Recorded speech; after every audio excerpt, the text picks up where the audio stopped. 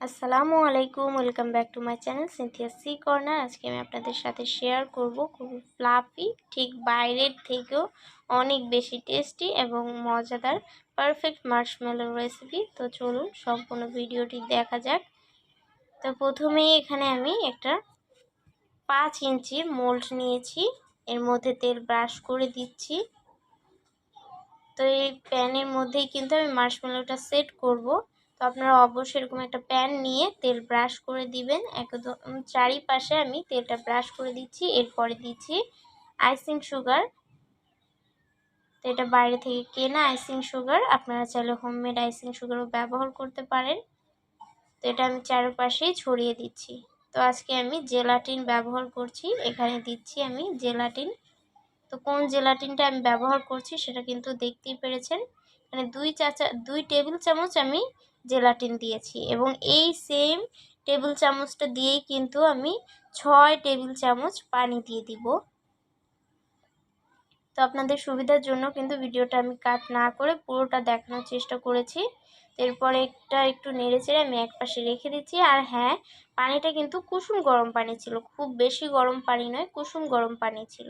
এরপরে দিয়ে দিচ্ছি 1 কাপ চিনি আর দিচ্ছি হাফ কাপ পানি দিয়ে ভালো করে নেড়েচেড়ে নিচ্ছি। আর চুলার আঁচটা কিন্তু লোতে রেখেছি যতক্ষণ না চিনিটা গলেছে। এরপরে দেখতেই পাচ্ছেন চিনিটা গলে গেছে। এই পর্যায়ে কিন্তু চুলার আঁচটা একদম হাইতে করে দিয়েছি এবং এটা ভালো করে নেড়ে চেড়ে নিচ্ছি এবং দেখতেই পাচ্ছেন উপরে পুরো বাবল উঠে ভরে গেছে। এই পর্যায়ে এটা আমি একটু চেক করার জন্য পানি নিয়ে নিয়েছি নর্মাল। এরপরে এখানে একটু চিনির সিরাপটা দিয়ে দিয়েছি এবং দেখতেই পাচ্ছেন সফট একটা বলের মতো তৈরি করে নেওয়া যাচ্ছে। তো এই পর্যায়ে কিন্তু বুঝে নিতে হবে এটা পারফেক্টলি হয়ে গেছে। এরপরে এখানে আমি দিয়ে দিচ্ছি আগে থেকে তৈরি করে রাখা জেলাটিনের মিশ্রণটা এবং এটা দিয়ে কিন্তু চুলাটার সাথে সাথে অফ করে দিতে হবে। তো এরপরে এটা আমি ভালোভাবে নেড়ে নিচ্ছি এবং এটা আমি নামিয়ে নিয়েছি এবং এই গরম অবস্থাতেই কিন্তু এই মিশ্রণটা বিট করে নিতে হবে। একটি পাত্রে নিয়ে নিয়েছি এবং এটা বিট করে নিচ্ছি। প্রথমে আমি এটা লোতে রেখে বিট করে নিব। এটা সাদা হয়ে আসা অবধি আমি এটা বিট করে নিচ্ছি। আজকে কিন্তু খুব সহজে অল্প উপকরণে আপনাদের সাথে শেয়ার করেছি। তো আপনাদের জন্য একটি টিপস হলো, আজকে যে আমি জেলাটিনটি ব্যবহার করেছি সেটার পরিবর্তে আপনার কর্ন সিরাপও ব্যবহার করতে পারেন। তো সেটি যদি হাতের কাছে না থাকে তাহলে আজকের এই রেসিপিটি ফলো করে খুব সহজেই তৈরি করে নিতে পারবেন। তো এই পর্যায়ে দেখতেই পাচ্ছেন এখানে আমি দিয়েছি 1 চা চামচ ভ্যানিলা এসেন্স। ভ্যানিলা এসেন্সটা দিয়েছি, এটাতে থেকে খুব ভালো একটা ঘ্রাণ পাওয়া যাবে।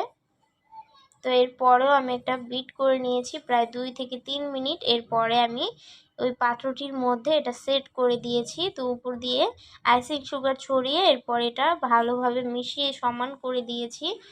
তো এরপরে এটা আমি ফ্রিজে রেখেছিলাম 3 থেকে 4 ঘন্টার জন্য। এরপরে দেখতেই পাচ্ছেন আজকে এটা আমি গোল গোল করে কেটে নিব।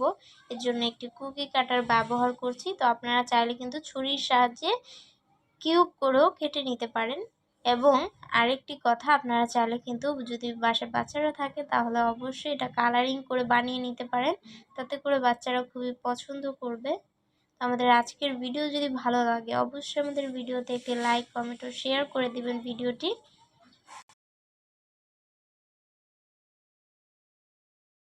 আমাদের পাশে থাকতে আমাদের চ্যানেলটি সাবস্ক্রাইব করে দিবেন।